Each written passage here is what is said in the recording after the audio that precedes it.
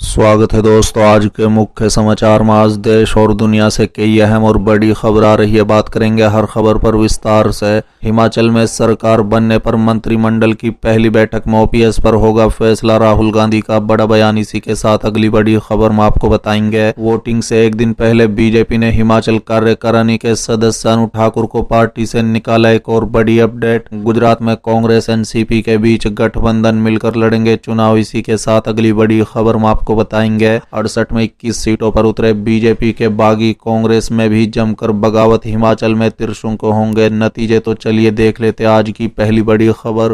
हिमाचल में सरकार बनने पर मंत्रिमंडल की पहली बैठक में ओपीएस पर होगा फैसला। राहुल गांधी का बड़ा बयान। दरअसल दोस्तों, कांग्रेस के पूर्व अध्यक्ष राहुल गांधी ने हिमाचल प्रदेश में मतदान से एक दिन पहले शुक्रवार को कहा कि राज्य में उनकी पार्टी की सरकार बनने पर मंत्रिमंडल की पहली बैठक में ही पुरानी पेंशन योजना की बहाली और 1 लाख नौकरियां देने पर फैसला होगा।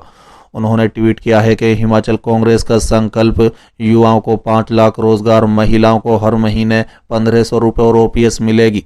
कैबिनेट की पहली बैठक में 1 लाख सरकारी नौकरियां और ओपीएस पर फैसला होगा। कांग्रेस का प्रण है कि हिमाचल प्रदेश की प्रगति, हर घर में लक्ष्मी, हर वर्ग का सशक्तिकरण। हिमाचल प्रदेश विधानसभा की कुल 68 सीटों के लिए शनिवार को मतदान हुआ।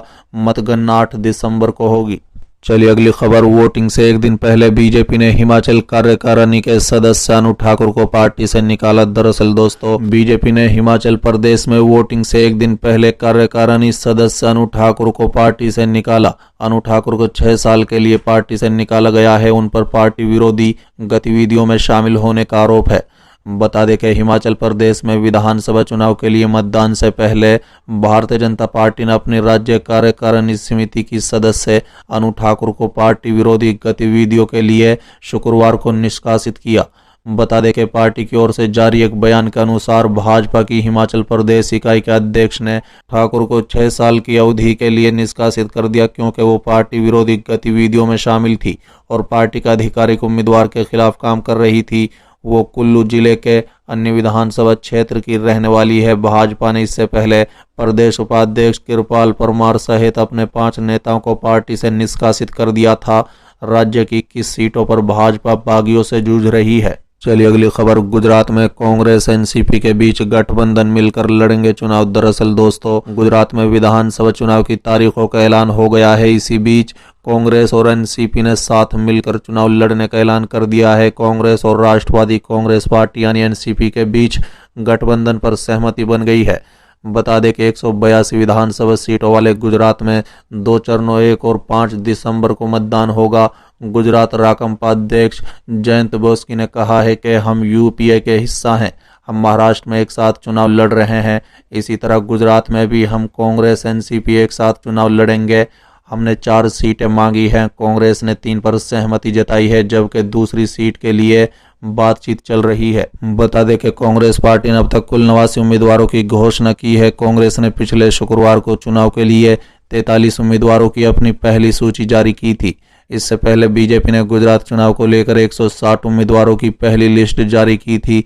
पार्टी ने मुख्यमंत्री भूपेंद्र पटेल को उनकी विधानसभा सीट घाट लोदिया से खड़ा किया है। चलिए अगली खबर। 68 में से 21 सीटों पर उतरे बीजेपी के बागी। कांग्रेस में भी जमकर बगावत। हिमाचल में त्रिशंकु होंगे नतीजे। दरअसल दोस्तों, हिमाचल प्रदेश विधानसभा चुनाव में भाजपा और कांग्रेस के बीच कड़ी टक्कर देखने को मिल सकती है। दोनों ही दलों के लिए सबसे बड़ी चुनौती तो उनके बागी नेता ही खड़ी कर रहे हैं। बता दें कि राज्य में इस बार बगावत का मामला इतना गंभीर पड़ गया है कि सरकार गठन में इसे अहम फैक्टर समझा जा रहा है। अगर किसी भी पार्टी को पूर्ण बहुमत नहीं मिला तो बीजेपी के लिए बागियों को अपने साथ लाना आसान नहीं होने वाला है। बता दें कि राज्य की कुल 68 विधानसभा सीटों में से भाजपा के 21 बागी नेताओं ने नामांकन पेपर भरा है। इनमें से कुछ ऐसे मजबूत उम्मीदवार हैं जिन्हें कथित तौर पर पार्टी आला कमान ने टिकट देने से इनकार कर दिया। इनमें से ही एक कृपाल परमार हैं, जिन्होंने एक समय बीजेपी चीफ जेपी नड्डा का करीबी माना जाता था। परमार इस बार कांगड़ा जिले के फतेहपुर सीट से चुनाव लड़ रहे हैं। वो आरोप लगाते हैं कि उन्हें टिकट न मिलने के पीछे नड्डा का हाथ है। बता दें कि भाजपा ने फतेहपुर से परमार की जगह राकेश पठानिया को टिकट दिया है, जबकि कांग्रेस की ओर से भवानी सिंह पठानिया ताल ठोक रही हैं। नड्डा ने बीते गुरुवार को फतेहपुर में पार्टी उम्मीदवार के समर्थन में चुनावी रैली भी की। मालूम हो कि 2017 के विधानसभा चुनाव में बीजेपी ने कुछ सीटें कड़े मुकाबले में जीती थी।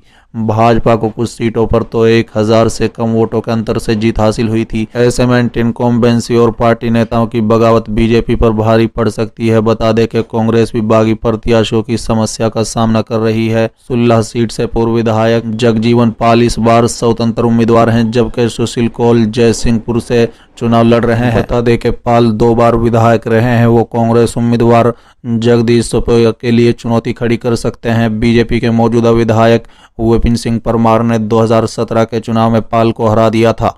भाजपा ने इस बार भी विपिन को ही यहां से अपना टिकट दिया है। बात अगर जयसिंहपुर सीट की करें तो कौल कांग्रेस के उम्मीदवार यदविंदर गोमा को मुश्किलें बढ़ा सकते हैं।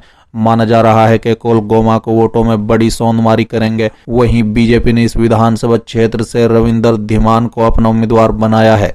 नड्डा के गृह जिले बिलासपुर में भी पार्टी की बगावत देखने को मिल रही है। बता दें कि बागी सुभाष शर्मा बीजेपी प्रत्याशी त्रिलोक जमवाले के खिलाफ लड़ रहे हैं। जामवाल को मुख्यमंत्री जयराम ठाकुर का करीबी माना जाता है। बिलासपुर सीट से कांग्रेस भी तिलक राज के तौर पर बगावती लीडर का सामना कर रही है। जिले की जंदुता सीट से बीरूराम किशोर भी कांग्रेस से बगावत कर चुके हैं। चलिए अगली खबर, सपा 4 महीने बाद बनाएगी संगठन समिति, कराएगी नगर निकाय चुनाव, बताएंगे एसपी की रणनीति। दरअसल दोस्तों, समाजवादी पार्टी मैनपुरी लोकसभा उपचुनाव और नगर निकाय चुनाव को लेकर गंभीर है, जिसके चलते सपा ने पार्टी संगठन के गठन का काम कर दिया है। बता दें कि सपा प्रमुख अखिलेश यादव ने नगर निकाय के लिए चुनाव संचालन समिति बनाने का फैसला लिया है। समिति में यूपी विधानसभा चुनाव 2022 के विधानसभा प्रत्याशी, विधायक, पूर्व विधायक और जिला महानगर संगठन के प्रमुख पदाधिकारियों को रखा जाएगा। सपा की चुनाव समिति टिकट वितरण से लेकर पार्टी प्रत्याशियों को चुनाव जिताने में मुख्य भूमिका निभाएगी। सपा को लखनऊ कार्यालय पर चुनाव संचालन समिति के निर्माण की कवायद शुरू हो गई है। हर जिले से चुनाव संचालन समिति के लिए प्रमुख नामों की मांग किया गया है।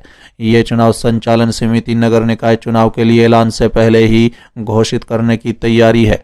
बता दें कि सपा नेतृत्व का मानना है कि संगठन में हर कोई पद चाहता है, सभी को पद देना मुश्किल है, इसलिए संगठन की घोषणा से पद न मिलने वाले खफा होंगे, जो पार्टी प्रत्याशियों को नुकसान पहुंचा सकते हैं। इसके साथ ही गुटबाजी भी बढ़ सकती है, इसलिए चुनाव संचालन समिति चुनाव कराएगी। सपा संगठन की घोषणा फरवरी और मार्च के बीच होने की उम्मीद है। बता दें कि नगर निकाय चुनाव में नगर पालिका और नगर पंचायत में पार्टी के अधिक दावेदार होने पर सिंबल होल्ड करने की भी तैयारी है, जिससे पार्टी के दावेदार खफा न हो। ऐसी नगर पंचायत और पालिका में पार्टी किसी को भी नहीं लड़ाएगी। पार्टी के नेता और दावेदार अपना अपना चुनाव लड़ सकेंगे।